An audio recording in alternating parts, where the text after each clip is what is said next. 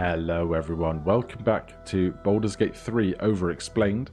Just before we get out of the character manager here, I want to give you some other bits of advice on if you're building other characters. So you see, these are the 6 core stats: Strength, Dex, Constitution, Intelligence, Wisdom, and Charisma. So, if you are playing the other classes, Clerics are Wisdom casters, so you want to make sure you have good Wisdom. Druids are Wisdom casters as well. Fighters do not typically cast spells, but if you do take the spellcasting subclass later on, they use Intelligence, but before that, you want to make sure that you have a very good Strength or Dexterity stat, depending on if you want to use Strength-based weapons or Dexterity-based weapons, which we'll get into a little bit later on, and a good Constitution because you're going to want to have high health because you're going to be probably tanking a lot more of the hits. Rangers want good dexterity because they use bows and other such things, and ranged weapons use dexterity. Rogues also want high dexterity. That's going to help them with things like lockpicking, sneaking, as well as their sneaking attacks. Sorcerers, as we've discussed, use charisma, and I still don't want this. Why have you changed that from there? Warlocks use charisma as well, and wizards use intelligence. So we are going to be a sorcerer. It keeps trying to change this for me as we select through the different things. So those are some basics on the stats, but otherwise I think we are ready to venture forth. Tell me, who do you dream of at night? So this person can be whoever you want them to be. This is going to be somebody that you interact with later in the game. I'll only say that much, but you can make them look however you wish. It doesn't really matter too much. You can do the same presentation as you chose for your character. You can have the opposing if you wish. It doesn't have any large impact on things. There's timestamps in the bottom if you want to skip this cutscene.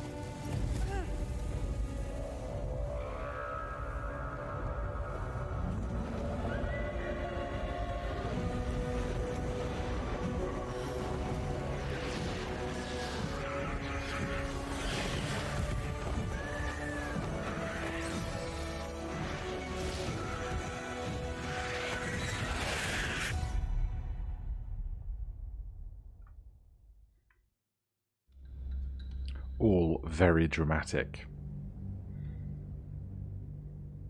So, after this loading screen, we're going to wake up on that ship, and our first priority is going to be escaping back to somewhere safer, because we really don't want to be on an alien craft in a ring of hell when we could be back somewhere nice and safe. So we are currently unconscious. We have the unconscious status there, knocked out. But then we come to. So before we get to exploring, let's take a very quick whistle-stop tour of the inventory. Not the inventory, the UI. So down here on the left, we have a portrait. This shows us who we are, and when we have multiple portraits, we can double-click them to select between one person and the next. Here we have our basic main attack action and our basic ranged attack action, but we don't currently have a ranged weapon equipped. Then this on the left is a standard pool of other actions. So jumping is a bonus action and it costs some movement. Dipping is a bonus action. It lets you put your blade or your arrow into a fire or some acid, and then that will change the property of your weapons. Hiding is a bonus action, and that allows you to try and hide from your foes. Shoving is a push. You use your strength to see if you can push a target over or off a cliff perhaps. Throwing is an action. You can throw something like a dagger as a weapon attack, or you can throw a vial of acid or a bottle of grease to try and make somebody fall or burn. You can dash. This uses your action to double your movement speed for that turn. You can help, which means you can assist an ally who's led on the ground. This might be if they're burning, you can pat them down. If they're unconscious, you can give them a hit point and get them back up in the fight, or various other assistance. Or you can disengage. So if you are toe-to-toe with a foe and you want to get away from them, normally they would be able to have a chance to hit you for free as you move away. But if you disengage, you don't provoke that attack of opportunity. The red bar is our HP. We currently have 8 of our 8 hit points. And the yellow bar is our movement speed. We have 30 of our 30 feet of movement. These are our spell slots. They are replenished on a long rest. That is when we go back to camp and sleep. We have 2 first level spell slots at the moment.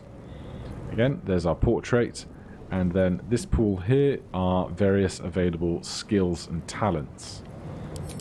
Make that as big as it can to accommodate more things. And then on the right here, there are a couple of toggles we can select. So this one decides whether we're going to attempt to take an attack of opportunity with our reaction if a foe tries to flee from us. So we'll keep that engaged. We can decide if we want to attack lethally or non-lethally.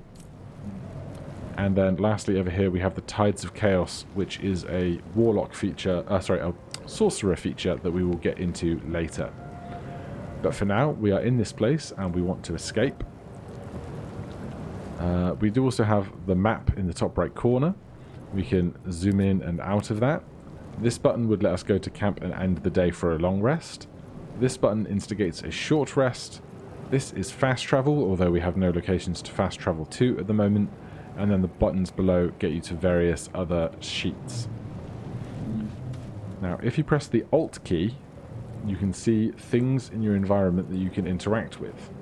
So if we are thorough around here, we can actually see that there's a small ramp behind us. And I missed this on probably my first dozen coming throughs of this area. But up here, there is a chest, and we can take the contents. Now, we can either double click to take something, right click and pick it up, or press take all, or you can press spacebar, which will also take all, which is a little bit quicker. Time to press ahead. Over here on this table, there is a caustic bulb. Again, if you hold Alt, it will show you the things that you can select. I will pick up that caustic bulb.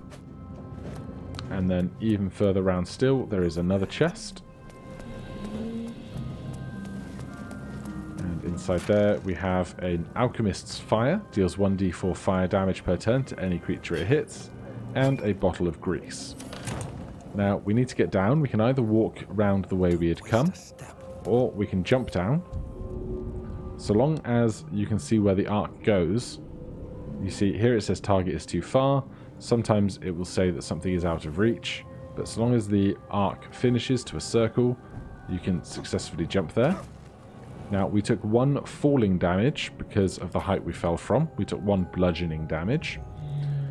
But that's okay, because over in this kind of tutorialized section, you'll see these things called restoration pods. If you click it, you'll get back all your HP, and if we cast one of our spells, you'll see that we have now expended one of our spell slots, but again, we can use this and it will replenish all of our spell slots. There's several of those dotted around during the introductory area. This is a dead mind flayer. We can loot the corpse. We find another potion of healing and a void bulb. Dead. Good. And then we can climb up here, and there's a little gap here. We can use jump to hop over that. And then we can jump over this fire because I don't really fancy standing in the flames. And there's a dead thrall here. They have some gold and a scroll of mage armor. So mage armor increases your armor class to make you harder to hit. We will jump down again. So with a few things in our inventory, we can now press the I key on your keyboard. That brings up the inventory screen. The other panels will be populated by other members of the party if and when they reach us. So we now have 4 healing potions. So they will heal us for 2d4 plus 2. That means whenever you see a D something, so 2d4, 2 is the number of dice you're rolling. A d4 is a 4-sided dice, and then plus 2 is just the modifier that it gives us. In this case, the plus 2 is inherent to the object rather than one of our stats. A scroll of revivify lets you revive a dead ally. Supply packs are used for camping, and then we have the other supplies that we've gained. What we can do though is say we want to make sure to remember to use our potions when we are in combats and the like. We can drag the healing potion there into our hotbar, so we'll always be able to see that it's there. Now underneath it, it says unknown. That's because I've changed some of the hotkeys that I use for things, so it doesn't know an associated hotkey with those instead of being 1, 2, 3, 4, 5, 6, etc. We can also change how things are arranged here because we have... Oh, no. So because I was changing things around in the character creator, showing you guys the different classes and stats, it changed my default spell loadout, but that's fine. That's not going to be much of a problem. So on the bottom here, we'll put all our cantrips. So we have Mage Hand, Chill Touch, Firebolt, Poison Spray, and Light. And then on the top there, we've got our 2 first level spells, Chromatic Orb and Witch Bolt. Then Topple here is just an action we get to use because we are proficient with the quarterstaff we're holding. So you can swipe at a creature to try and knock it prone. But that's everything that's in this room, so we will press on. This door is going to open magically for us. Now, if we ever get slightly disoriented and we can't really see what's going on in the map in the top right corner, you can press M on your keyboard. That will get you a larger depiction of what's going on around us. So that's the area that we just explored. We've come through this door and we can see that there's more unexplored stuff over to the west there. And we cannot fast travel right now. That makes sense. We don't really know where we are or what's going on. We have some corpses of some lesser imps here. Am I in the hells? You can see we've got an extra potion of healing there. That joins the 4 that we have there to go to 5 potions of healing. And a scroll of Firebolt. That lets us cast the Firebolt spell once. And you might hear that strange voice. So we'll take this elevator up. And we can see someone over there is having a bad time. Again, we can hold Alt to highlight things in our environment that might be of interest to us. So we can see there's a couple of extra chests around here. Some gold, some healing potion, and another bottle of grease. Light on my feet. And over here, another chest. And another caustic bulb. So someone is here. We can left click on this person to have a conversation and investigate.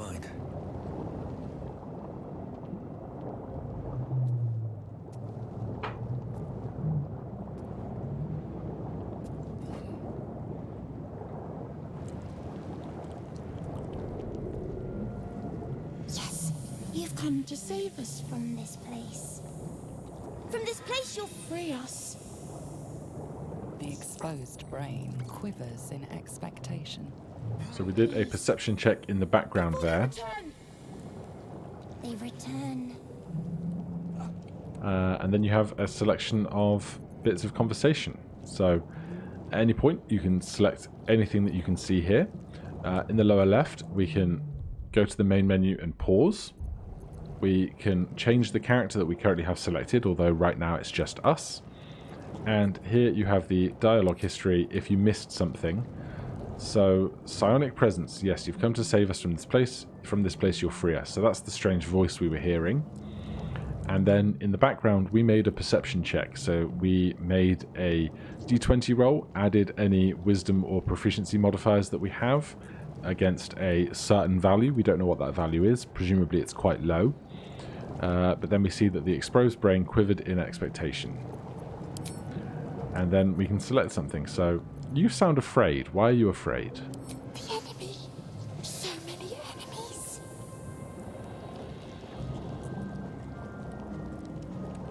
I think you're past the point of saving. What would you like me to do? Remove us from this body.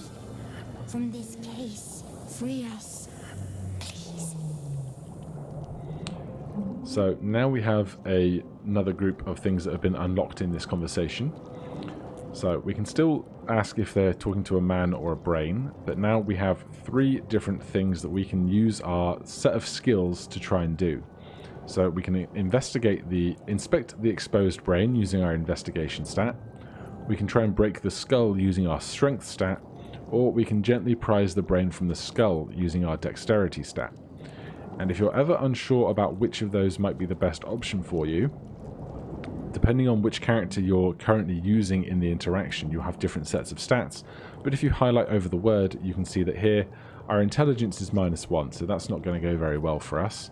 Our strength is also -1, so that's probably not going to go great. But our dexterity is +3, so we'll make that selection. And now we have the dice rolling screen. So the difficulty class is the number that we have to beat in order to succeed on the check. Now, if you're ever unsure about when the number equals whether you're successful, if you just remember that if you meets it, you beats it. So if we roll a 10, we still succeed. We can see that we have +3 on our dexterity. And down here, there are some other bonuses that we can add to our roll, but we'll worry about that later. So for right now, we're going to roll a d10 and roll a d20 and see if we can get past 10, including the +3 from our dexterity stat. 17 +3 makes 20. We have passed the difficulty class. Let's see what happens.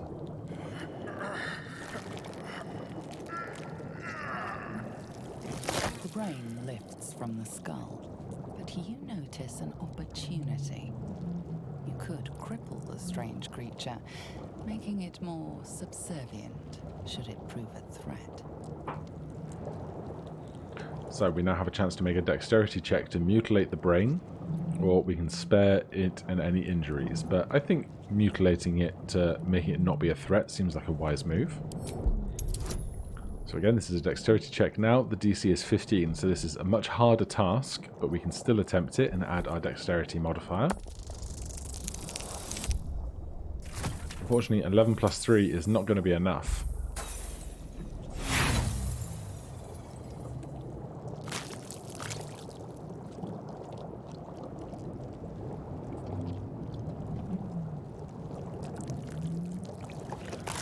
So we failed the check, and then...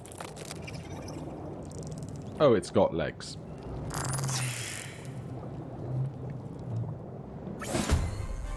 Okay. The new creature has decided that we are hostile to it, so combat turns. Combat happens in turns. Each turn you can do 1 action and 1 bonus action. You can also use your movement. The turn order is rolled by initiative. A roll of the dice decides the turn order. This is called initiative and is influenced by your dexterity. Your available actions are highlighted. Bonus actions are highlighted on the top row here. And you have movement with your movement bar. So we are in combat. The first thing that happens, as it explained, is every creature that's going to be involved in the fight rolls a d20 and adds their dexterity modifier to it. That decides how quickly you get off the draw and how fast you are compared to your foes about getting to do something before they do. So we are here, and this is us, as it's called. It has the newborn stat, so over on the portrait here we can highlight over stuff. So we are currently threatened because we are close to an enemy. If we try and use ranged attacks, we can't really do so quite as well. We would have disadvantage, which means you roll 2 d20s and use the lower of the two numbers. They also have this condition because they are close to us, but there's no other people around us to worry about trying to attack with a ranged attack. And then it has newborn. Gathering its bearing, disadvantage on attack rolls, lowered armor class and hit points, cannot take reactions. So this creature is not so much of a threat to us. Now, the threatened condition means that an enemy is close, creature has disadvantage on ranged attack rolls. That applies even if it's us attacking the creature that we're engaged with. So if we were going to attack this creature, if we were using, say, Firebolt, it's a ranged attack. So if I highlight that there, over on the left you'll see that because the target is too close and that we are threatened by the target, we make our roll at disadvantage, which is the downwards red arrow there. However, if we move away about 5 feet, we can now see that we aren't suffering from that downwards red arrow, and we have a 95% chance to hit this creature. Then we did 2 fire damage, so we rolled a 7 on our d20. We added 2 because we're proficient with that spell, and we added 3 for our charisma modifier, which was 12. 12 was higher than their armor class of 7, and then we rolled 1d10 to do 2 fire damage. Now, that has consumed our action. We could use a bonus action if there was something we wanted to do, such as consuming a potion of healing is a bonus action, but we don't need to do that because we still have all of our hit points, so we can then click the blue hourglass symbol here and end our turn. They then take another turn because they're first in the initiative, and then we get to take another turn. We've been kind of pushed into a corner here, so instead of trying to attack with a ranged attack, we can use our poison spray, project a puff of noxious gas that deals 1d12 poison damage, and instead of us making an attack roll, they will make a constitution saving throw. And so we can see here, we cast poison spray on us. Our difficulty class of our poison spray is 13. They rolled a 9 plus 1, which is 10, which is lower than our difficulty class, so they do take damage. And we rolled an 11 on our d12, which has killed them. They don't have any loot. This person over here is now dead because we took the brain out of their skull. They don't have any loot either, so we can carry on. We can use the neural apparatus to take the elevator back down. So we saw here that our difficulty class on poison spray was 13. So how is 13 calculated? Well, if we press N, we can come into our character sheet. That's N for November, rather than M, which is map. If you want M, N for this character sheet. And here you have a full overview of all of our stats and features. So right now, we can see that our ranged attack, our spell attack is +5 because our proficiency is +2. You can see that there. Proficiency is +2, and our charisma is +3. So for +3 charisma, +2 proficiency is +5. So if we make a ranged spell attack or a melee spell attack, but if we make a spell attack roll, we add 5 to our roll. Whereas our spell save difficulty class is always 8 plus our charisma modifier plus our proficiency bonus. So here it's 8 plus 2 plus 3 is 13. So that's how much difficulty our foes will have trying to evade our spells that are cast in such a way. So there's very little else for us to take in this room. There is a caustic bulb over there. I'll add that to my inventory. I can never decide between inventory and inventory every time my brain goes for the word. Keep going. But with that done, we can see there is a passage out here. So next time we will take that passage and we will find a new companion and see about another bit of combat. In any case, thank you ever so much for watching. As ever, if you have any questions about this whole experience, put them down below. I will endeavour to answer each and every one for you. If you have any other comments, you can put them down below, or if you enjoyed this, please consider liking that video or subscribing for more. Thank you ever so much for watching. I'll see you in the next one. Cheers.